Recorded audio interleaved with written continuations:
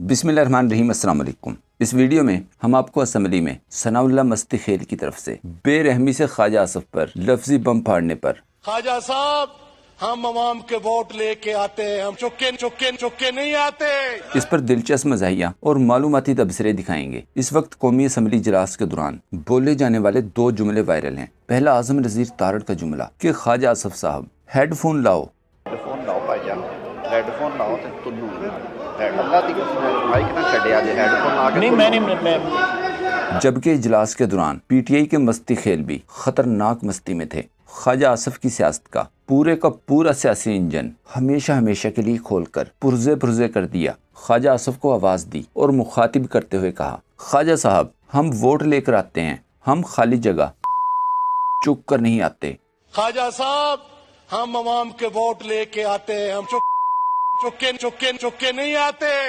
लेकिन मस्ती खेल की तकरीर में ये खाली जगह या बीप नहीं थी, ये वही जुमला था जो अक्सर दफातर में बड़े अफीसर के सबसे करीब वाले बंदे के बारे में दूसरे मुलाजमीन की तरफ से कहा जाता है। सोशल मीडिया पर यह क्लिप बुरी तरह वायरल है। बेशक फार्म 47 वाले ख्वाजा आसफ और पूरी नून लीगी असम्बली इसी तरह ही है, लेकिन इसकी जगह कोई मुनासिब लफ्ज भी इस्तेमाल किया जा सकता था, जैसे डील, मिन्नत, तरला, बूट पॉलिश वगैरह। याद रहे सहाफियों के अंदरूनी मुबैना ज़राए के मुताबिक जुबैर उमर को शक है कि इसकी गैर इखलाकी वीडियो किसी और ने नहीं बल्कि मरियम सफदर ने बनवाई थी और फिर लीक कर दी थी। बकौल इसी जुबैर उमर के नवाज शरीफ ने खान को हटाने के लिए बाजवा से 2 मुलाकातें की थी। याद रहे जिनसे डील हुई, मरियम ये डील उन्हें रोजाना याद करवाती थी। जिस डील का नाम मरियम ने लेवल प्लेइंग फील्ड रखा हुआ था, वो लेवल प्लेइंग फील्ड का लेवल इन्हीं मुलाकातों में तय किया गया था। स्पीकर ने मस्ती खेल का लफ्ज तो हज़फ कर दिया, लेकिन तारीख में ख्वाजा आसफ के साथ मस्ती खेल का सिर्फ ये एक ही लफ्ज याद रखा जाएगा। मस्ती खेल के गैर मुनासिब लफ्ज पर सबसे पहले मज़ाहिया तबसरे और आखिर में कुछ सख्त तबसरे दिखाएंगे।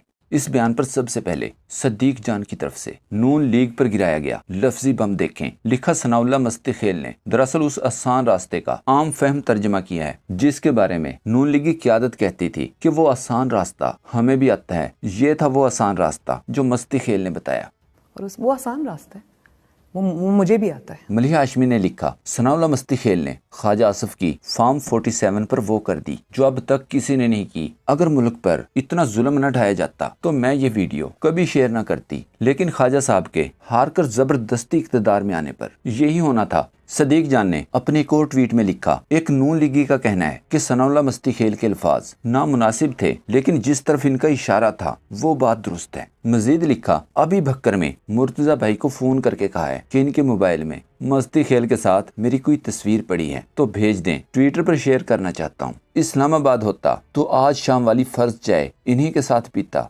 फातिमा ने एक स्क्रीनशॉट शेयर करते हुए लिखा, यह स्क्रीनशॉट मरियम सफदर के ट्विटर अकाउंट का है जिसमें ये गालियां ट्वीट कर रही है। दूसरी तरफ कौमी असम्बली में नून लीगी राना तनवीर ने इमरान खान को गाली दी थी, उस वक्त लिफाफे कहाँ थे। मजीद लिखा, ये वो तकरीर है जिसको ख्वाजा आसफ मरते दम तक नहीं भूलेगा। सहाफ़ी समी इब्राहिम ने कहा, सनाउल्लाह मस्ती खेल ने आज ख्वाजा आसफ का हिसाब किताब बराबर कर दिया। अहमद वड़ाइच ने एक क्लिप शेयर किया और लिखा, आज़म नज़ीर तारड़ मशवरा दे रहे हैं कि हेडफोन लगाकर अपोजिशन को तुन दें, छोड़ना नहीं। ख्वाजा आसफ को ऐन पार्लिमानी और इखलाकी रवायात के मुताबिक मशवरा। इमरान रियाज खान ने अपनी एक पोस्ट में लिखा, मस्ती खेल ने ख्वाजा आसफ के बारे में बड़े अजीबो गरीब रिमार्क्स दिए, ताहम ख्वाजा आसफ खुद भी असम्बली में ऐसे ही रिमार्क्स और ज़ुमानी बातें करता है। मस्ती खेल यूं कह देता कि ख्वाजा आसफ हम मैंडेट लेकर और तुम मिन्नत तरले कर आए हो। हाँ, इसको अच्छे अल्फाज में कहा जा सकता था कि ख्वाजा आसिफ साहब हम तो मैंडेट लेकर आए हैं और आप जो है वो किसी का मिन्नत तरला करके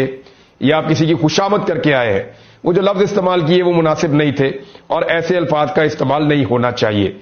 साबिर शाकिर ने लिखा, अब तक का हिसाब चुकता कर दिया, ये काम मियाँ वाली से ही हो सकता था, मस्ती खेल ही कर सकता था। हेडफोन लाओ तो तुनो भाईजान। आज़म नज़ीर तारड़ के इस जुमले पर राय साकिब ने लिखा, कल को जब हुकूमती जमातें अपोजिशन में हों और हमें दीवार से लगाया जा रहा है, इसका विर्द करें तो ये क्लिप रेफरेंस के तौर पर इस्तेमाल किया जाएगा।